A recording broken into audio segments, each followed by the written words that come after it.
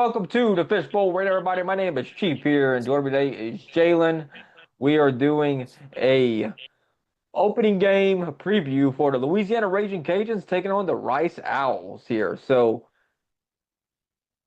opening game of Our Lady of Lords Stadium. It's going to be a great Saturday. Going to have a cold front kind of come through to kind of chill everything down. So it's going to be perfect football weather, if you will, for Saturday night at Our Lady of Lords Stadium at Cajun Field. That's a mouthful. I got to get used to saying that. But Jalen, anything to look forward to in this matchup between the Cajuns and the Rice Owls?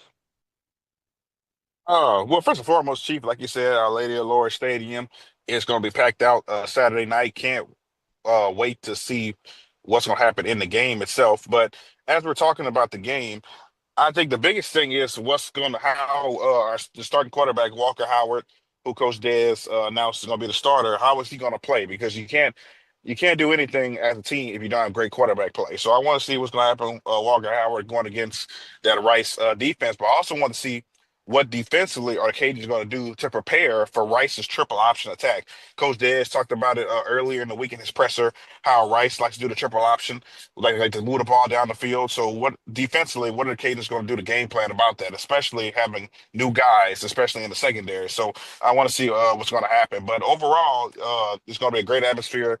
The Cajuns are going to come out there. I think they're going to play great. So we'll have to wait and see. Yeah, that's gonna be one to kind of look into as well to see what is going on. Um, we'll just see how it goes there with like how Walker Howard does. He doesn't have to have a be a not be a game manager. I mean, that's all he's got to be. My bad, I misspoke right there. All he has to be is just a game manager. He has a great running game behind him with two great running backs between Zylan Perry and Elijah Davis, who, they're 1A and 1B. You can flip either one of them out. They're gonna go. That's a great tandem to have. A good running back by committee there. Gonna wonder who's gonna be the RB3 and RB4 of this Raging Cajun offense even. So that's kind of like who's gonna be the guys that step up there that's gonna take up the mantle there in that running game, so you can maybe have a three-headed, maybe four-headed monster in some situations for the Cajuns. That's gonna be something that I'm looking forward to when we get to this opening game, and further along the season, those players will probably emerge there. I'm looking to see what the chemistry between Walker Howard and Shelton Sampson is going to be here, and Robert Williams here, because the wide receiver room, if you look at it, I know everybody's like, oh, like we have a lot of talent coming in there, but it's a lot of targets that were up from last year, and like how is that going to be proven in this game here, and how that's going to shape out on the offensive side. The offensive side's got more question marks than I think than on the defensive side. Defensively, I think the Cajuns are going to be fine. I think even though they did lose Keon Martin and a couple of these other standout defensive players, I think the Cajun defense is going to be able to slow down Rice's triple option attack. Now, one of the keys to the game, I think, is if the defensive ends can set the edge for this game.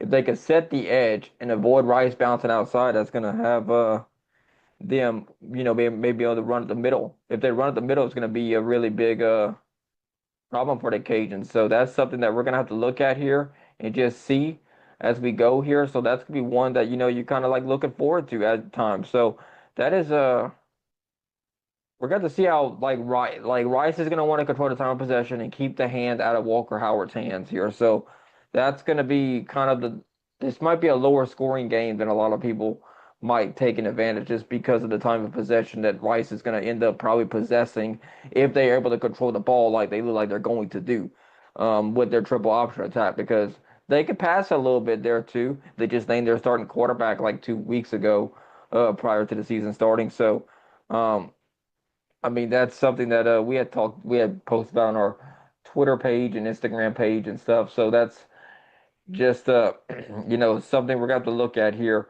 when we start getting into and start looking at Rice and what they bring to the table, because it's they have a lot of different ways they could go about this here for sure for this game here. So Jalen, what you think about how you think Cajuns stack up against their triple option attack? The Cajuns stack up well, and when you look at the defensive line is I feel like it's the most experienced group defensively for the Cajuns. So I think it starts right there up front. And at linebackers, they have a lot of we might have lost like Casey Osai, who's a big time player for the Cajuns, but they still have some linebackers that are able to step up and ones that played significant snaps last year. They're ready to step it up. So I think the Cajuns will be prepared for the triple option. I think it's kind of like what Coach Dad said. It's hard to stop. Rice is going to get down the field, but ultimately it's all about stopping them and stopping them from getting into the end zone. So I think that's the game plan. I think the Cajuns can do it, and we'll see what the Cajuns are made of defensively against a good run team. Because even though Rice does triple option, they're still going to sneak in and throw a pass here and there. So the secondary has to be ready too. So I think all elements, all levels of the defense is going to get challenged on Saturday, and I think the Cajuns will be up for it. So Rice, they named like I talked about naming their starting quarterback. Chase Jenkins is who they named their starting quarterback here. He doesn't really have that much statistics to back him up here. Like this is kind of a fresh game for him. He uh he only went 13 of 19 in 2023. Completed 68% of his passes, never threw a touchdown pass, threw a pick in that game. And just trying to look and see if they have any. I'm trying to see if they got any recent games that he played in to where looks like, oh yeah, one carry in 2024 for 2 yards. So I mean, it's not like it's been not much. It's not much tape on him for sure here. For sure here. Just kind of look at the stats there from him for a little bit there. So it's going to be interesting to see what's going to happen. I do think that that attack is going to be something to look forward to as we go through the season here. So, Jalen, what you think about just the attendance wise? You think people are going to show up for this game, or how you think the Orlando Lord Stadium is going to fill out on Saturday, and how much of an impact they're going to have on the game? Oh yeah, it's. I think it's going to have a huge impact on the game first and foremost because I think the more people you have there, the louder it's going to be, and for those players on the field, they're going to feed off that energy. I think the stadium is going to be packed. I think, and not just because it's Our Lady of Lords, and they're bringing, they built a new stadium. I don't think that's what it is. It's a part of it. I think it's because the Cajuns are coming back after being in the Sunbelt Championship game a year ago, and they're returning a lot of great pieces. Yes, they have new pieces as far as the transfers coming in. They're going to make an impact. The Cajuns are going to be good this year, and their goal is to get back to that promised land of getting to the Sunbelt Championship game again. And I think the first game of the season is going to be a packed house. Everybody's going to enjoy the game. It's always fun when you have a brand new stadium for people to see, and your team is good. So I think it's the best of both worlds. It's a win-win situation, and it's going to be a nice atmosphere there. So, there's been some online chatter, Jalen, and we posted about it yesterday morning. Um, about Schilling Distributing, beer company, all that good stuff. They had posted some on their X profile that was uncovered by a Raging Cajun burner account, um, saying that $2, like they had a post, okay? We posted it on our Instagram and Facebook and Facebook, and we're gonna post it on TikTok. Yeah, we got it on TikTok, I think, too. I'll have to go back and double check it. But anyway, not important. $2 natty lights? What's going on there? Like it's a been deleted tweet here. Do you think this is legit or do you think this is not legit at all? I, I don't. Would I like to see it? Yes, but do I think it's legit? I don't think it's legit. I don't. I just think that it came at the right time for the tweet to come. I will say that, but I don't think it's legit until I see it. From official university accounts? Because I, UL I, was promoting it heavily last year. yeah, yeah. And it's kind of hard to say. I mean, Schilling is the one who put it out, and they're in charge of the beer thing. But I think until we hear anything of UL, it's just hearsay at this point. I don't think it's. I mean, they probably. I don't know how that works with Sodexo and the beer. I'm not in the concession industry, so I wouldn't even know anything about Yeah, running exactly. concession stands. So I'm just gotta let what the SID and let all the other ones know, they're gonna let everybody else know about everything. Uh, but anyway, let's talk about Rice's triple option here. Now we know their starting quarterback, Chase Jenkins, hasn't had a lot of experience here, but what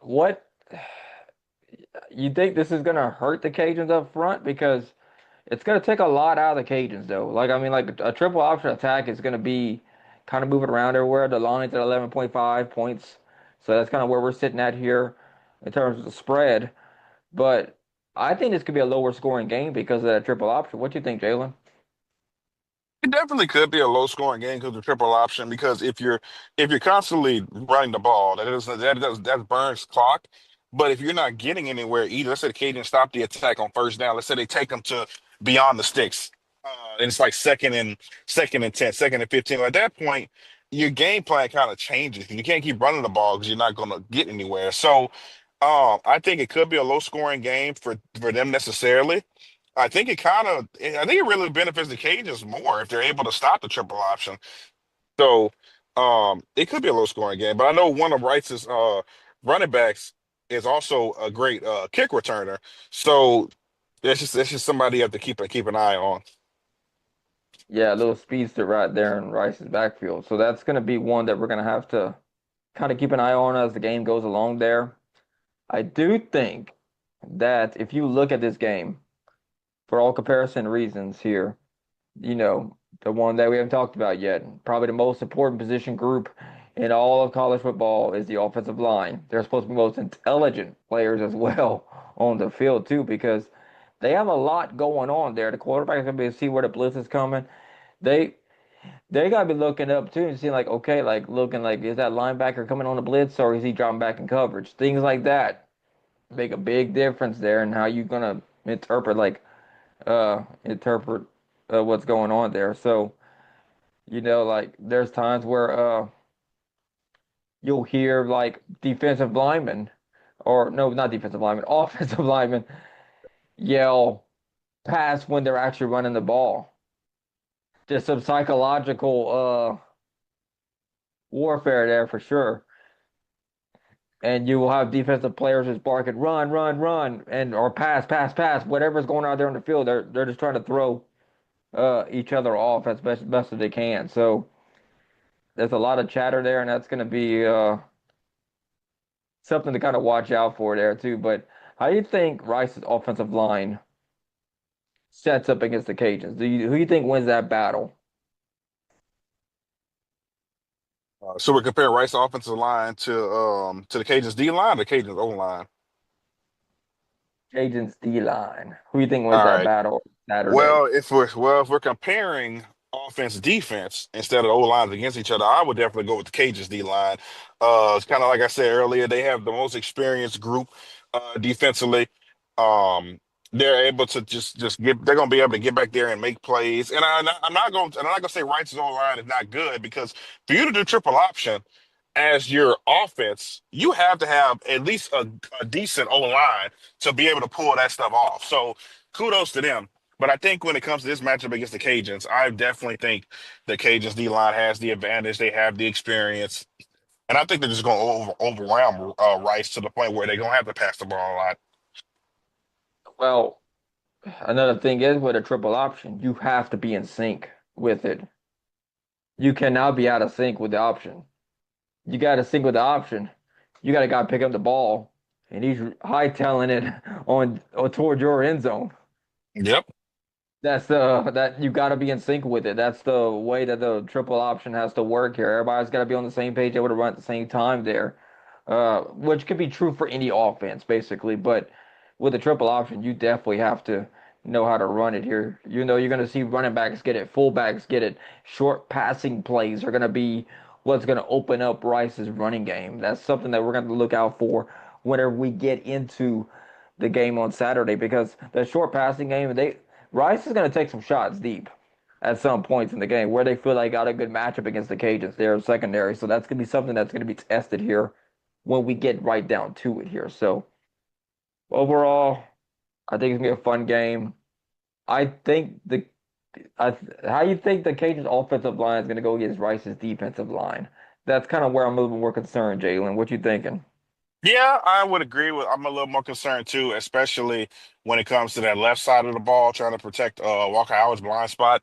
Um, I think it'll be more of a challenge because you're putting in new guys. And I wouldn't say new guys because they played a lot of them have played recent, but as full-time starters, they're kind of new playing on that side of the ball more frequently. It's going to be a challenge. I think the offensive line is up to it though, and they like I said, they've had the fall, they've had camp, they've had you know Walker Howard has been here. It's not like he just transferred here and he's new to the like he's still new to the system, but he's been here. He's been practicing with the first team. He's been getting acclimated with the offensive line. So I know they're going to go out there and and do everything they can to protect him and for the Cajuns to put some points on the board. But against the D line, yes, I think the Cajuns also they'll be ready. Yeah, it should be a very funny game to see how it goes out there. But let's get down to picking some Sunbelt games, Jalen. I think we talked enough about the Cajuns and the Rice here. I know we talked about the receiver room too. I think we kind of covered every position with the Cajuns, I would think here. Are the tight ends gonna get the ball? I think that's kind of one that we might not have really talked about too much. You got Caden Jensen, who's gonna try to pick up the mantle for who? Let me think. Who was it? I can't think of his name last year. I'm drawing a blank, Jalen. You know, Wait I for who? mentioned the Cajuns last year, tight end with the TCU Oh, or Texas Tech. oh my goodness. Oh my goodness. Carter. Carter, Terrence Carter. Yeah, Terrence Carter. I could not. I was drawing a blank there. I've said his name so many times last year, and Caden Jensen has a big shoes to fill because Terrence Carter was just a monster at tight end last year because he was just a good receiving tight end. Helped the Cage down to multiple spots in the game there. He's got a big thing to. He's got to get a big jump up there. He's gonna have to try to at least match him a little bit, but that'll be something to see how they utilize the tight ends in this game. But I think they're kind of sticking to the running game. I think where the money for the Cajun offense is ground and pound basically. So with that being said, let's get down to picking some Sunbelt games. San Francisco, San Fran, Pennsylvania, is that what it is? St. Francis. Okay, St. Francis versus UL Monroe in Monroe. Monroe's fair by 24 points. What you thinking, Jalen? 24 and a half, I mean. Yeah, I'm gonna go with ULM. On this one, I think they'll start the season off great, and we'll see. They kind of had up and down last year where they started off great, so we'll see. I got ULM winning it though too. I think they're just gonna overpower St. Francis. App State taking on Charlotte. So that ULM game was a Thursday night game, which is gonna happen tonight, right as soon as we go on live here. So we're locking it in. Uh Definitely locking it in. no, it's six. No, we're going live. It's yeah, locking it in because that game is in progress right now.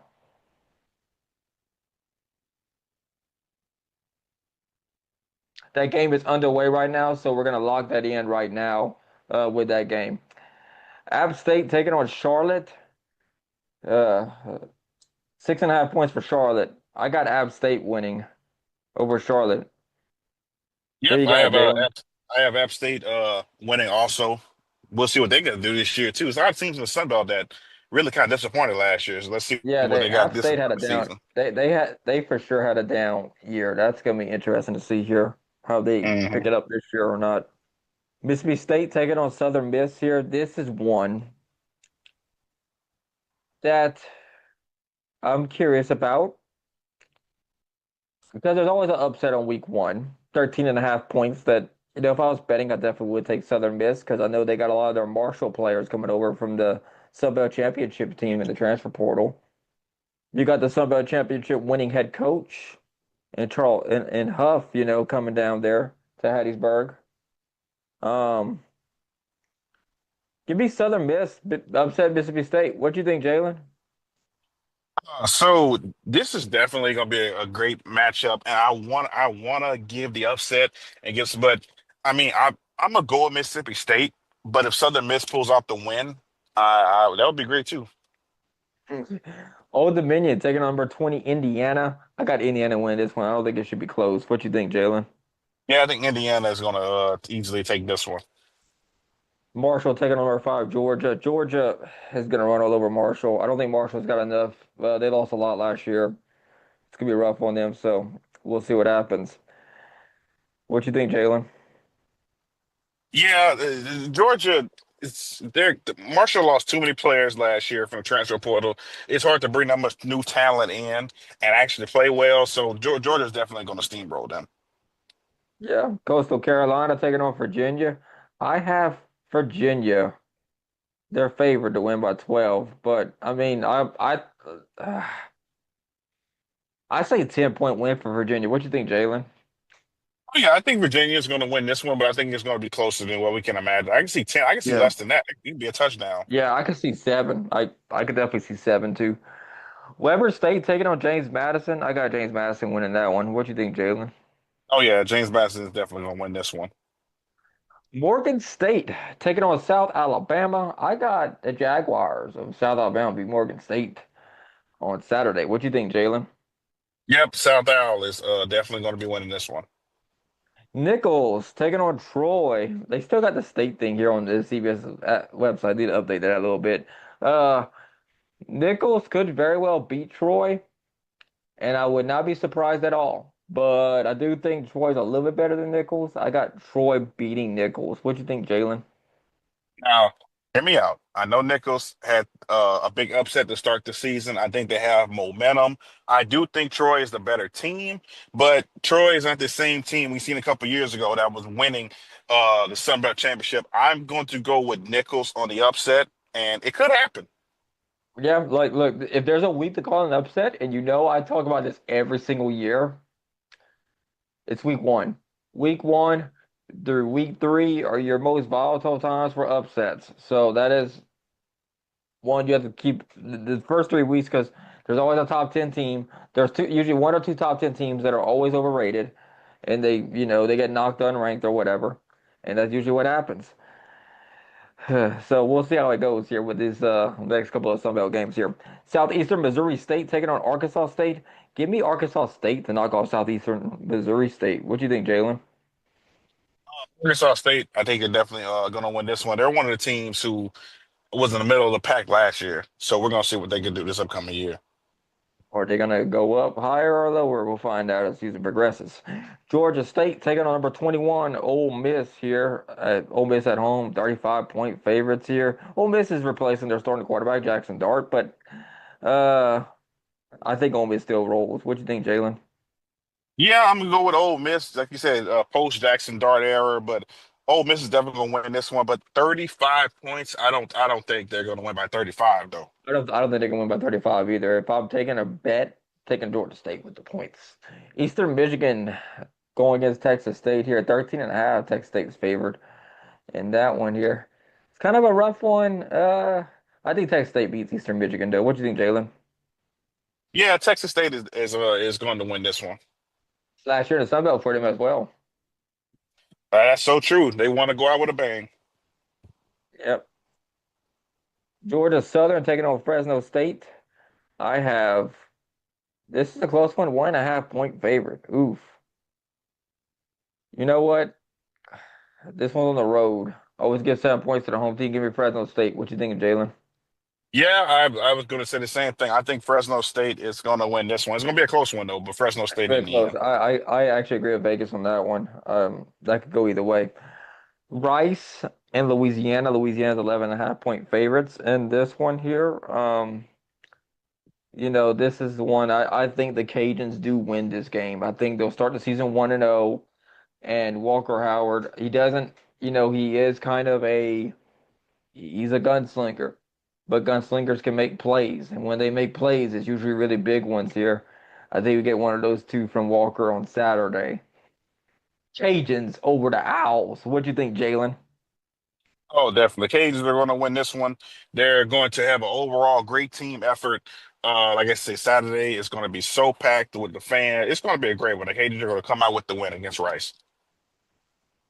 All right. Well, I think that's enough here. I think we covered everything, Jalen. Anything else you want to talk about before we get off the air here? I do want to say you kind of mentioned his name earlier. The NFL had to set their 53-man rosters on Tuesday, and shout out to Keon Martin, former Raging Cajun cornerback, made the Baltimore Ravens. So congrats to him and all the other guys for the Cajuns that have made NFL rosters. But he was the one rookie who made it, and I wanted to give him a shout out. And I think there's a little bit of homerism for you, Jalen, because that is your favorite NFL team, by the way, the Ravens. Exactly. So I mean Oh, that kind of played into it too. So but we okay, okay. but it's a win-win, So it had to had to be Look, done. that's fair, but look, I'm gonna give a shout out to KC Osai for signing with the Texans. He made their 53-man roster. I'm hoping Ben Woodruff finds a home. I haven't seen anything where he got signed yet, so if I'm wrong anywhere, I think he'll end up on a practice squad. The Patriots might have just cut him as a signing again because he had a decent preseason. So that's I mean, he did well. We'll see what happens though. Thank you for tuning in here. Hope you have a great and wonderful day. We're gonna see you here next time. The Fishbowl Sports Radio. Have a good night, Fishbowl Nation.